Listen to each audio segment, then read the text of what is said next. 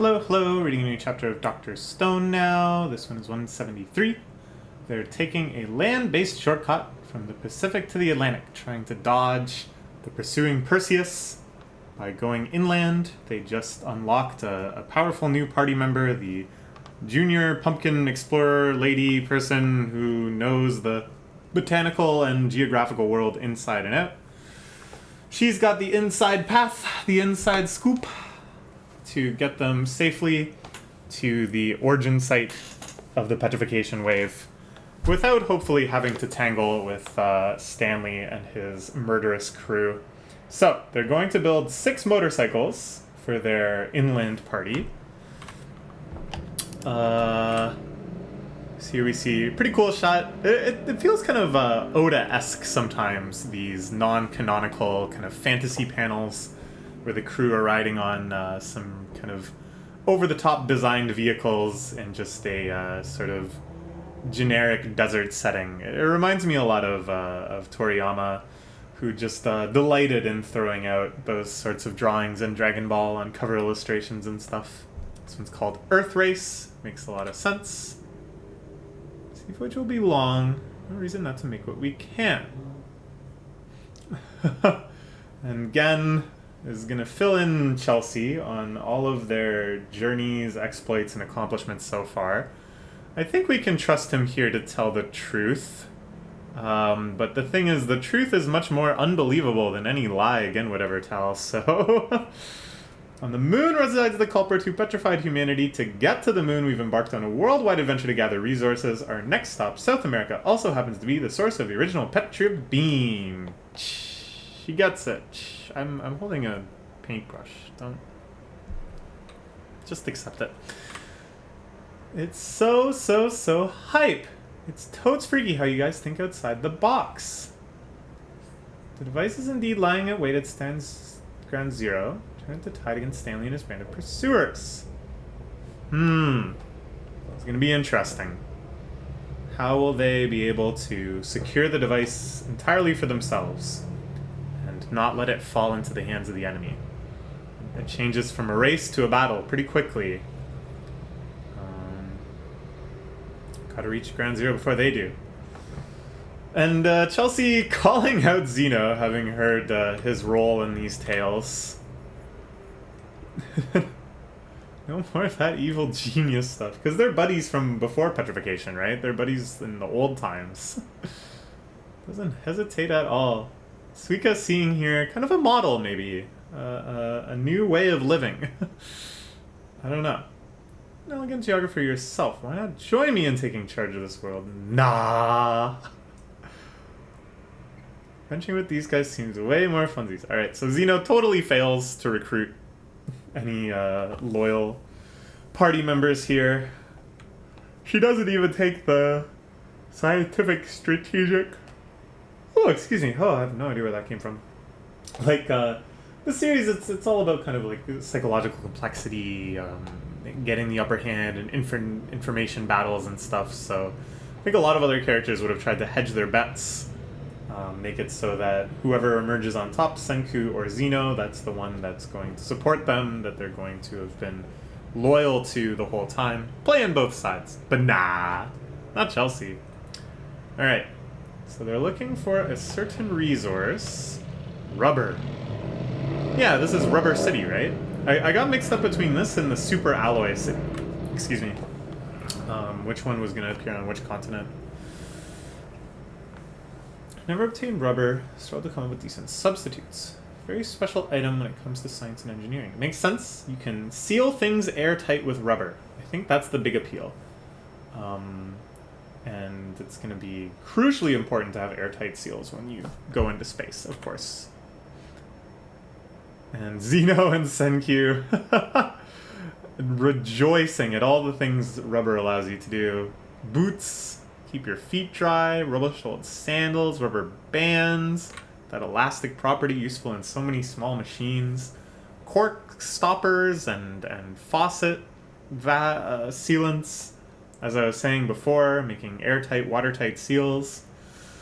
Tires, of course, super useful probably for their upcoming motorcycle. So far they've only used those like kind of mesh tires, which might have their limitations here. Yeah, the bamboo wheels. Meaning a major boost in the mobility department for speed on land. Tires are basically a cheat code. Okay, they're making a little pit stop for rubber. And Chrome is a little jealous here. Because Chrome was before their resource specialist. Oh, we need this sort of rock. It looks like this. I know where those rocks are. I've seen those rocks before. It's not a competition, but, you know, I can understand why he feels a little threatened by her newfound expertise. What is this? Race against Stanley across the globe. I think rubber keeping up with fuel needs. How long will that take? A few days. Uh-oh. Uh-oh. And super hearing Ukyo manning the radar station has very foreboding news. Stanley has already caught up. I wasn't really sure how they're going to play this element. At first I thought it might not even be this arc that we get the reconfrontation. But then it seemed more and more feasible, like, in terms of the plot, that this is really the only way that he would catch them, is to go after them immediately, to know where they're going. So that made sense. But to force the confrontation so early within this arc is still surprising, that it's not like the big last-minute devastating twist. Everything's going so well, we're in a good position, uh-oh, we have a moment of vulnerability. Strike. I thought that kind of thing would happen. But no, he's just here.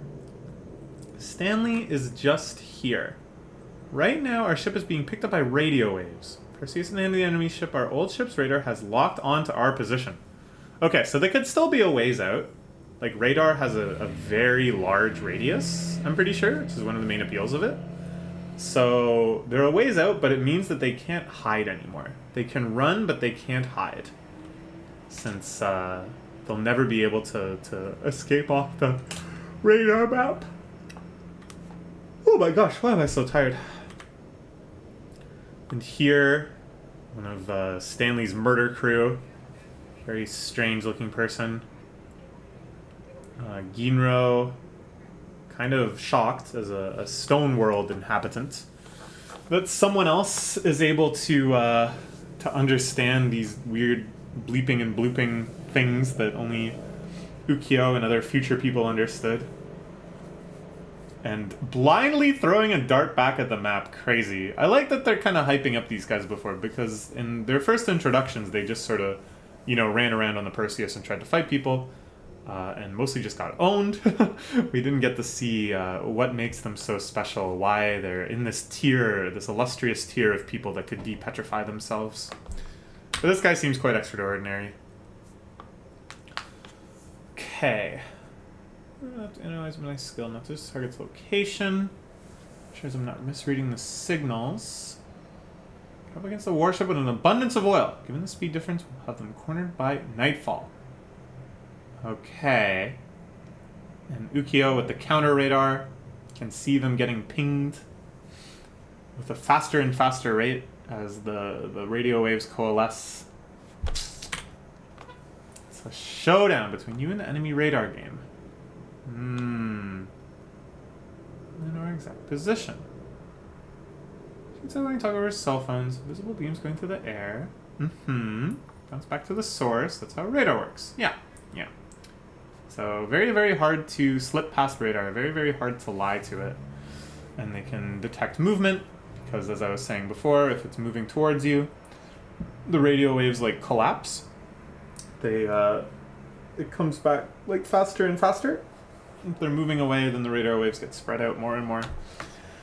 So not only do you get position, you get some sense of their velocity, their trajectory.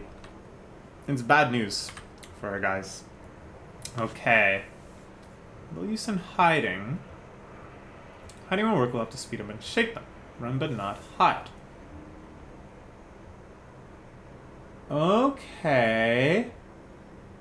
They have these pseudo sails. So now they're gonna have a combination of motor and sails. I like all these shots of people hauling wood. You can see Kohaku's got 3 big bundles by herself. Taiju also got a big stack of bundles. Risu doing okay. little pile of wood. Suika and then Senku is like sweating here, carrying one bundle. Anyways, so yeah, it looks like they've acquired some sails to speed up from her kites. Nice, I like that little crossover. Even though it was just one chapter ago, it's nice kind of just bridging these ideas together. Really gives a coherent sense of like the arc, the elements of it, the motifs, the kind of treasures of the arc. Okay. So fast, impossible. Out of nowhere. So Stanley assumes they're just burning way more fuel. The radar cross-section is too big. I might have erected a sail. Faster than normally any sailboat. How are they doing this? Ooh, this must be some Senkyu plus Suiru technology. Rusui? Rusui! Oh my gosh. Some ancient, pre-modern, but highly effective sailing technique. I know these sorts of things exist. Talk about them briefly in One Piece too. I think it's something like that. Oh, no. Oh, that's even cooler. Rather than a sail, they're like windsurfing. So this allows like an even bigger surface area than would be feasible with the boat. You can put it out like right in front. So it's like an entirely forward vector.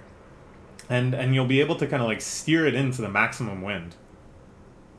Cool. Is this a real thing? Is this a real thing that boats do? I guess it's like very niche. It's only gonna work under very specific circumstances. And the only advantage is that you go faster. It makes it much more harder to steer, much harder to just kind of, you know, stop, rein it in. All right, pretty cool. They zoom in. Kite-like sail. The spinnaker is used in yacht racing. All right, sure. So Rusui, along with Taiju and the power team, 10 billion%, no problem. Increasing a boat's size means a kite whose surface area is larger by the square of the increase, while weight increases by the cube. Long vessel is the only one that benefit from acceleration via kite. Cool. This is a fun race. First we get our sea race, and then we're gonna get our land race. Alright, neat. I'd never seen this technique before, but I don't follow yacht racing. Kind of bougie-ass mofo do you think I am? On our way to the resource that'll let us cheat our way across the land. Those rubber trees are gonna be ours. And here we see a brief shot of Chelsea's campsite. I'm not really sure why. It's not like those are rubber trees that she's set up her little treehouse in. I don't know. I guess we'll find out. Maybe. It might just be a little throwaway image to be like, look at how far she's come in just 2 chapters. The pacing of this arc is crazy. I have no idea where we're going to go from here in terms of like what mysteries we're going to unlock, how much focus is going to be given on the petrification ray versus the rubber versus Stanley showdown. I'm not sure if it's going to end with like establishing another city, if somehow they're going to set up a supply chain back to the Corn City. I don't know. It's all very open, and yet with the insane pace of it, I kind of feel like all of it might happen, and all of it might happen like now. Alright. We will find out what the next step is in a week. So I'll see you then. Bye-bye.